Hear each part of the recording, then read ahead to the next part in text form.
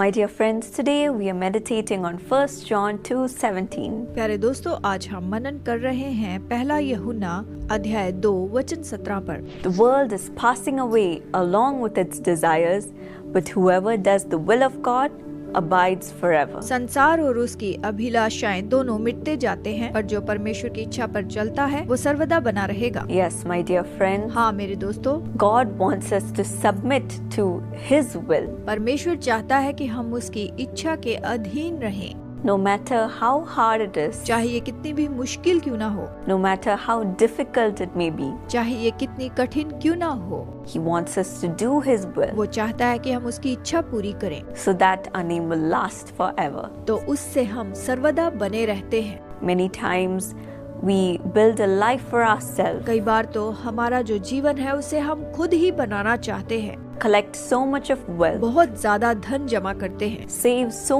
much, work so hard to build up our name, build up our reputation, build up our career. बहुत बचाते हैं, बहुत मेहनत करते हैं कि अपना नाम, शोहरत, करियर बनाएं। But then we forget to listen to God's voice as to what He wants us to do in life. लेकिन हम परमेश्वर की आवाज सुनना भूल जाते हैं कि वो क्या चाहता है कि हम करें। Forget to obey God's commands. परमेश्वर की आज्ञाओं को मानना भूल जाते हैं, At the end of our life, और अपने जीवन के अंतिम में when we go to heaven and face God, जब हम स्वर्ग में जाते हैं और परमेश्वर के सामने खड़े रहते हैं, we don't want Him to say, "Who are you? I don't know you." हम नहीं चाहते कि वो कहे कि तुम कौन हो, मैं तुम्हें नहीं जानता। Even though we have a great reputation in this world, हालांकि इस संसार में हमारा बड़ा नाम था, what does it profit if we don't know who God तो is? इससे क्या लाभ होगा यदि हम नहीं जानते कि परमेश्वर कौन है And God doesn't know us. और परमेश्वर हमें नहीं जानता। That's what the Bible says इसलिए तो बाइबल कहती है in Mark 8:36.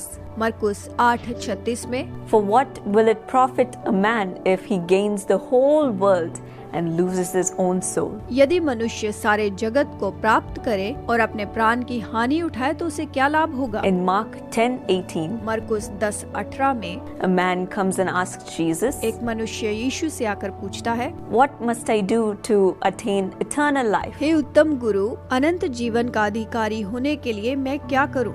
That's what we see in Mark 10:17. मरकुस 10:17 में हमने यही देखा, What must I do to inherit eternal life? अनंत जीवन का अधिकारी होने के लिए मैं क्या करूं। Jesus said, "You know the commandments. यीशु ने कहा, तू आज्ञाओं को जानता है, You shall not murder, you shall not commit adultery, you shall not steal, you shall not give false testimony, you shall not defraud, honor your father and mother." कि तू हत्या न करना, व्यभिचार न करना, तू चोरी न करना, झूठी गवाही न देना, और तू छल न करना, अपने माता और पिता का आदर करना।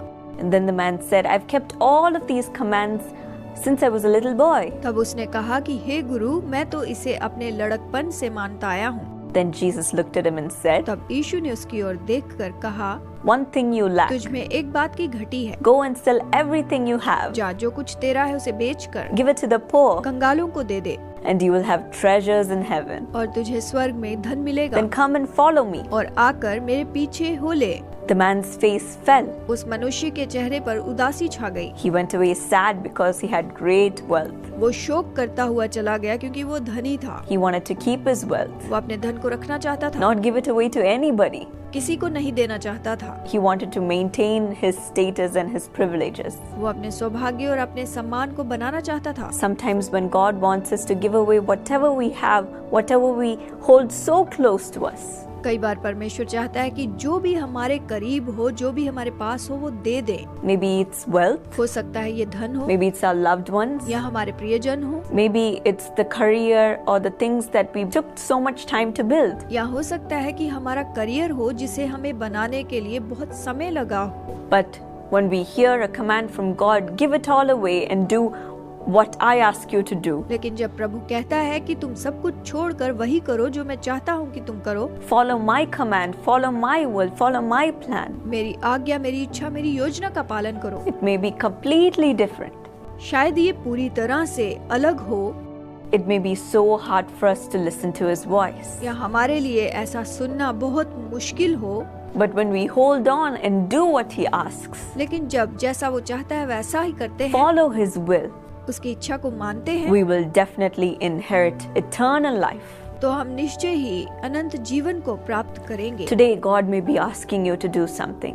आज परमेश्वर चाहता है कि आप कुछ करें। He might have put a small urge in your heart. शायद छोटी सी प्रेरणा को आपके हृदय में डालें। Listen to His voice उसकी आवाज सुने and do what He asks you to do. और जैसा वो चाहता है वैसा करें। Follow His plan. उसकी योजनाओं को मानें, Do His will. उसकी इच्छा को करें। Then when you go to heaven, फिर जब आप स्वर्ग में जाएंगे, He will say, "Well done, my good and faithful servant." मेरे धन्य विश्वास योग्य दास, तूने अच्छा किया, And you will receive eternal life. और आप अनंत जीवन पाएंगे। Isn't that what we all want? क्या यही हम सब नहीं चाहते? Isn't that what we are living for? क्या हम सब इसी के लिए ही अपना जीवन नहीं जी रहे हैं?